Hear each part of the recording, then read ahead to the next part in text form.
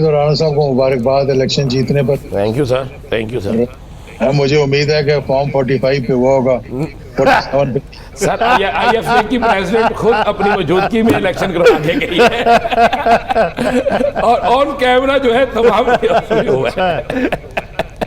तो और दूसरी बात ये कि देखें, ऑपोजिशन का ये हक है अलायंस बनाना, लोगों से बातचीत करना और ऑपोजिशन सबको इकट्ठा करना, ये तो उनका काम है। तो बड़ी सुस्त रहे हैं कि पूरा एक साल गुजर गया और अभी तक इनमें इत्तेफाक राय नहीं पैदा हो सका।